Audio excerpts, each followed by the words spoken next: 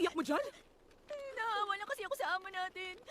15 taon pa lang siya, pero nabiyuda na siya. Napakabata pa niya para dito. Hindi niya nakita ang asawa niya. Ngayon buong buhay na siya magiging biyuda. Anong klaseng buhay naman yun?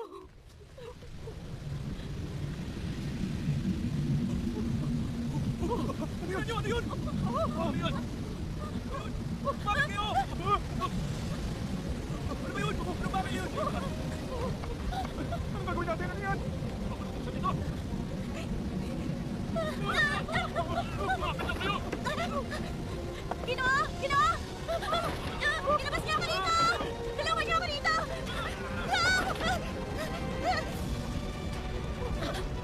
Ano ba sasabihin?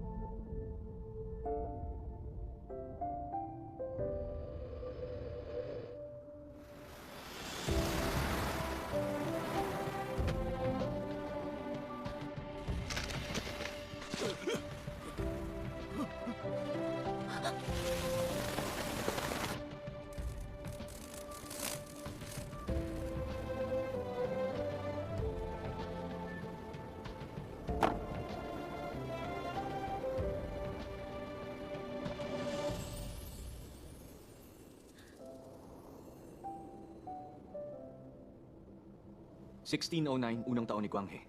Sa mga talaan ng Joseon Dynasty, may report ng unidentified flying object na nakita sa kalangitan. Yun ang mismong bagay na nagdala sa akin sa Joseon. Pinangalanan ng mga taga-Earth ang star ko na KMT-184.05. Isang planeta yun na talagang kapareho ng Earth. Doon ang pinagmulan ko. Mula nung Joseon era hanggang ngayon, nakatira ako dito sa Seoul, o Hanyang, nang higit pa sa 400 years. Sa magnetic field man o gravity, at kahit nga sa tubig na rin, lubusan na naka-adapt ang katawan ko rito sa Earth. 7 beses na mas sensitive ang lahat ng pandama ko kaysa sa mga tao rito sa Earth. Dahil doon, naririnig ko, nakikita ko mga bagay na hindi ko dapat marinig o makita.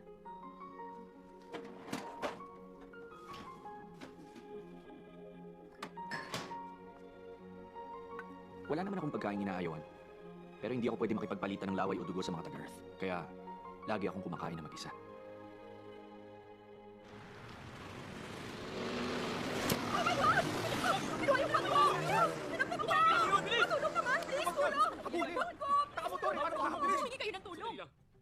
Bakit hindi ako tumulong? Wala namang saysay na makialam pa ako sa mga buhay nila.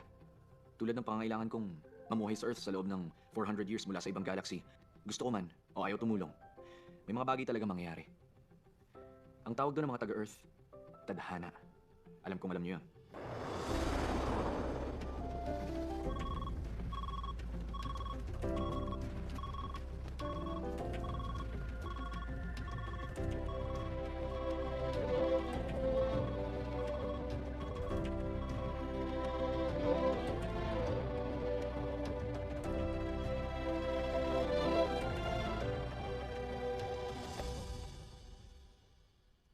May bagong tadhanang magsisimula.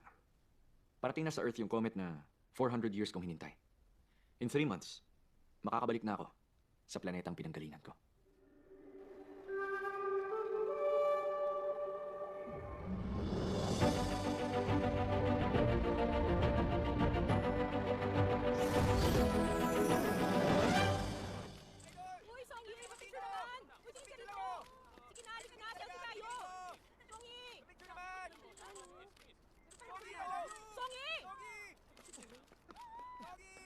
Songi, ito, kape.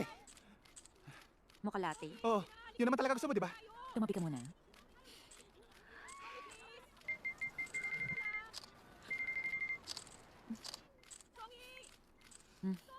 Inumin mo. Salamat, Songi. Teka, 200 meters tinakbo ka para makabili niyan. Ay, alam mo bang maraming calories yan? Gusto mo bang tumakbo ko ng 2 oras dahil lang dyan? Oo nga, tama ka dyan. Sobrang dami mo talagang alam. Siyempre naman. Okay na yung gamit ko? Ay, syempre. Chinek ko pa nga nililinis sila bago pumunta rito eh. Songi, ano ginagawa mo? Nakikipag-usap sa fans ko. SNS na naman ba yan? Ano naman sinasabi mo ngayon? The best talaga ang sweet mocha latte sa nakakapagod na hapon. Alam ko na ngayon kung bakit nag-ismagal si Moon Ik-jum ng mocha latte seed sa Korea. Mr. Moon Ik-jum, thank you. Songi, anong connect niya kay Monique Zoom? Di ba siyang unang nagdala ng mocha seeds sa Korea? Ini-ismagal niya pa yung mocha seeds na yun sa brush niya mula sa China. Hindi mo pala alam yun. Oh. Sobrang tuso mag-isip ng tao na yun. Hindi naman yung mocha seeds. Mokwa seeds yun!